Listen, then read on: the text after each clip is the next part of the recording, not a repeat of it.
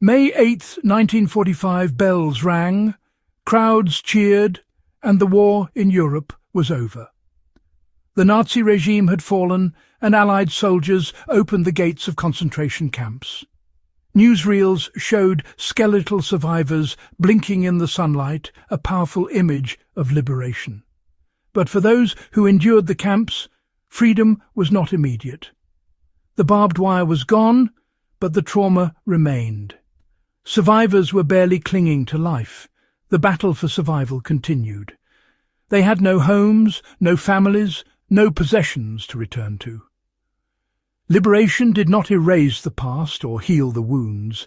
It was only the first step on a long, uncertain path.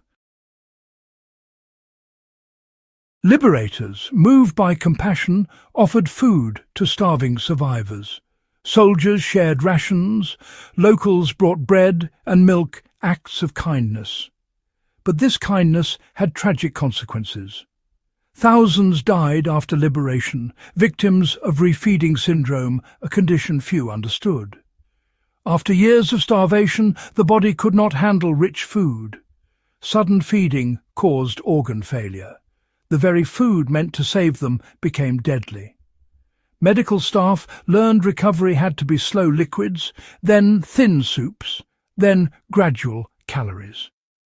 Survivors, still desperately hungry, were told they could only have small portions. Surrounded by food, they were forbidden to eat as they wished. It was a new form of torment.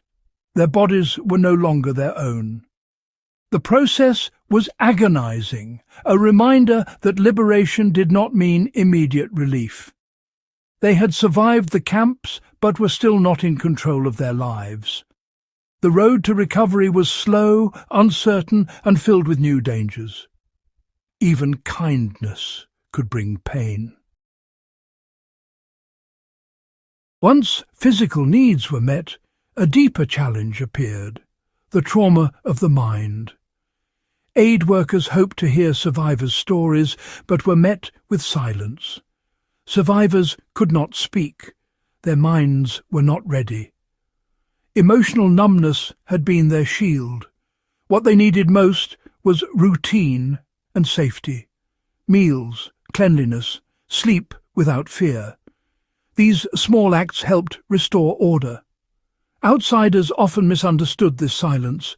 In truth, it was a time for internal healing. Only when they felt safe did many find the strength to speak. Breaking the silence was an act of courage. Many survivors dreamed of returning home, but reality was harsh.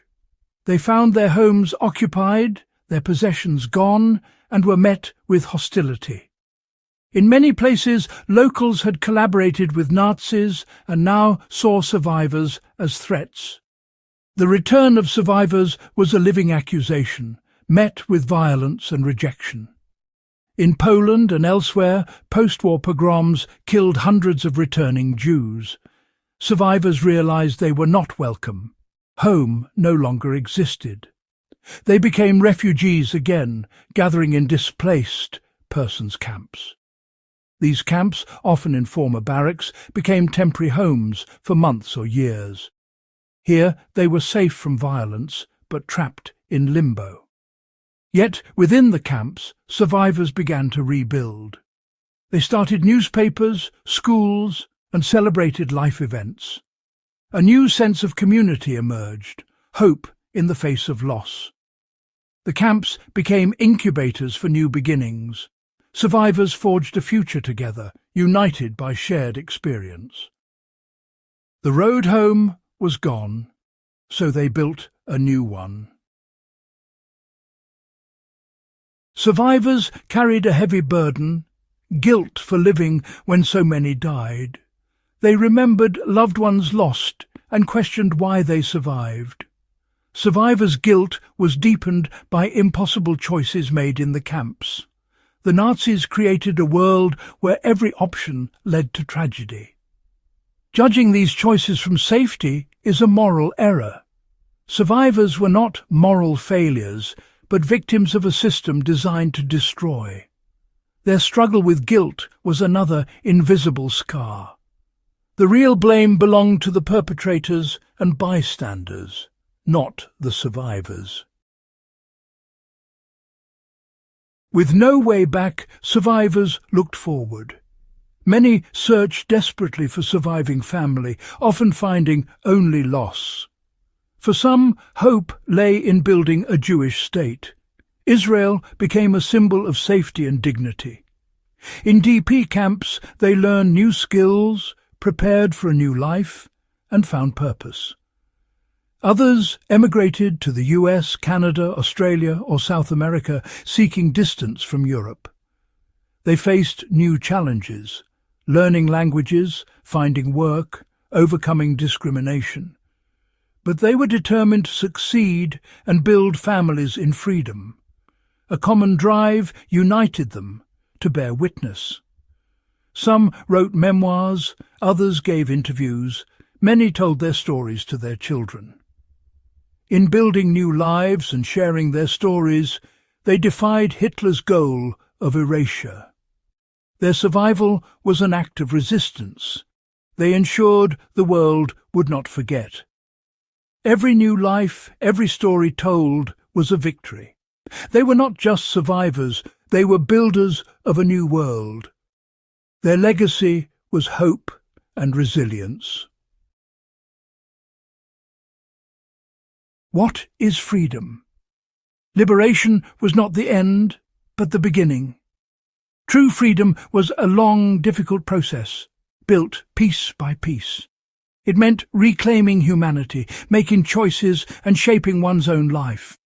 Freedom was found in small acts, choosing what to eat, what to wear, whom to love. For some it meant seeking justice, for others focusing on the future. There was no single path to freedom. The ultimate act was telling their own story, on their own terms. In sharing their experiences, survivors reclaimed their identity. They transformed trauma into a lesson for humanity. Liberation was not just the end of war, but the start of thousands of personal journeys. Freedom was not the absence of chains, but the courage to define one's own existence. Survivors forged freedom over a lifetime, in choices, families, and stories. Their legacy is the resilience of the human spirit.